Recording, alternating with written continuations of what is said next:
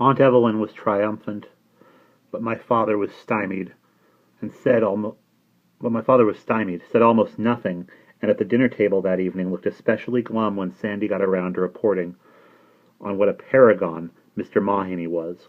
First off, Mr. Mahaney had graduated from the College of Agriculture at the University of Kentucky, while my father, like most other New York slum children before the World War, hadn't been educated beyond the 8th grade.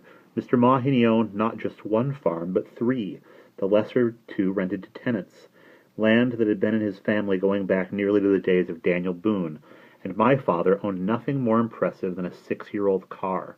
Mr. Mahaney could saddle a horse, drive a tractor, operate a thresher, ride a fertilizer drill, work a field as easily as a team of mules, as with a team of oxen. He could rotate crops and manage hired men, both white and Negro. He could repair tools, sharpen plow points and mowers, pull up fences, string barbed wire, raise chickens, dip sheep, dehorn cattle, slaughter pigs, smoke bacon, sugar-cure ham, and he raised watermelons that were the sweetest and juiciest Sandy had ever eaten.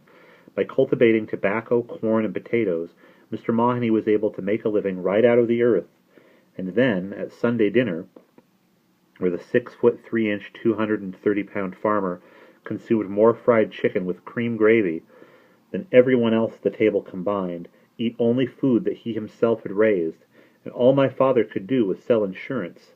It went without saying that Mr. Mahaney was a Christian, a long-standing member of the great overpowering majority that fought the Revolution and founded the nation and conquered the wilderness and subjugated the Indian and enslaved the Negro and emancipated the Negro and segregated the Negro, one of the good, clean, hard-working Christian millions who settled the frontier, tilled the farms, built the cities, governed the states, sat in Congress, occupied the White House, amassed the wealth, possessed the land, owned the steel mills, and the ball clubs, and the railroads, and the banks, even owned and oversaw the language, one of those unassailable Nordic and Anglo-Saxon Protestants who ran America and would always run it, generals, dignitaries, magnates, tycoons, the men who laid down the law and called the shots and read the riot act when they chose to, while my father, of course, was only a Jew.